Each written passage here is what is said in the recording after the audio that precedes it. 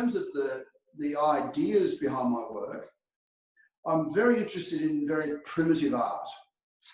The reasons why people would paint in caves, for example.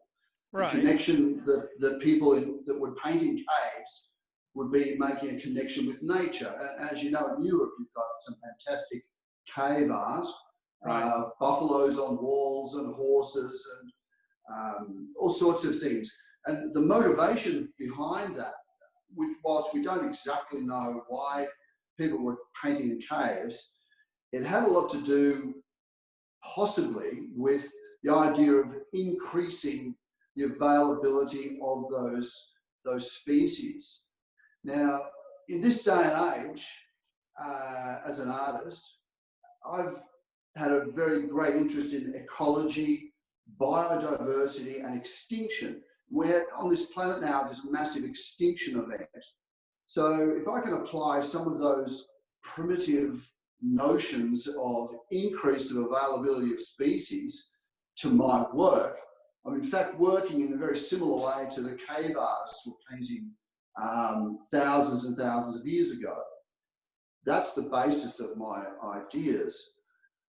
To find the coloration in the work, I've had to kind of find a symbolic species. So much like the species that the cave painters in Europe were working with, I found, in terms of ecology, parrot species were going to be very important because parrots are worldwide. You know, there are parrots Right. in the mountains of India. There are parrots on every continent except in Antarctica. But there are penguins that exist in islands in the Atlantic Ocean that are co-inhabiting with penguins, of all things. So parrots are a broad species. There's over 300 species of parrots. And as you understand, they're highly coloured. So I can apply my painterly technique to the coloration of species of parrots. Okay. So in terms of, you know, what I like, you know, we keep modifying the techniques. I don't usually work with as much cobalt blue as in this piece. You know, like that's a, you know, it's very unusual for me to use that much of that deeper blue. So, you know, when I did that, you know, it was a conscious decision to work on a particular species of parrot, of course. And this one was based on a little lorikeet, a very rare lorikeet that occurs out in the middle of the Pacific around Tahiti, a little Tahitian lorikeet. Yeah. And, you know, their history is one of being victims of colonisation. You know, when the Europeans turned up out in the middle of the Pacific and the rats jumped off the ship, and the rats were looking for stuff to eat, they'd climb up the palm trees where these particular birds would nest. And of course, they'd eat the eggs and eat the baby birds. So the numbers of those particular species of parrots plummeted really quickly. Now, in terms of the meaning of those parrots to the inhabitants of those islands, these were a sacred bird. And so their sacred species was being devoured by the arrival of these colonists.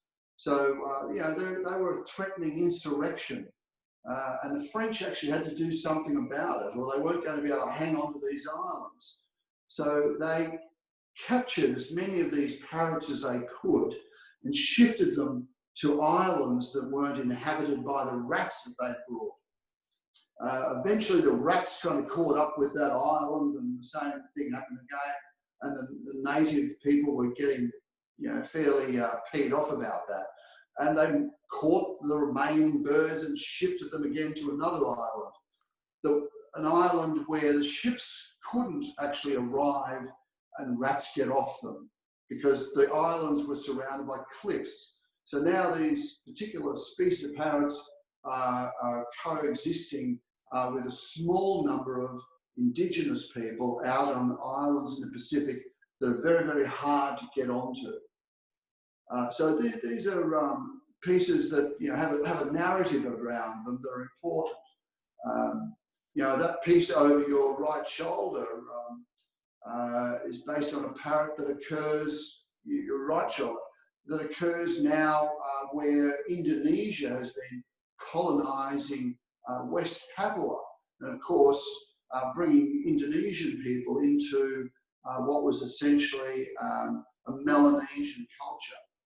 And so the pieces have this inherent political aspect to them as well, about the species becoming endangered as the forests are cut down by the colonists. So that's a kind of across the board with a lot of this work. I love that. I mean, so that's the whole thing. Every piece has a story, and there's a story behind the story. It's not just the parrot, but also what the parrot went through and our interactions with nature and everything. So that's really interesting.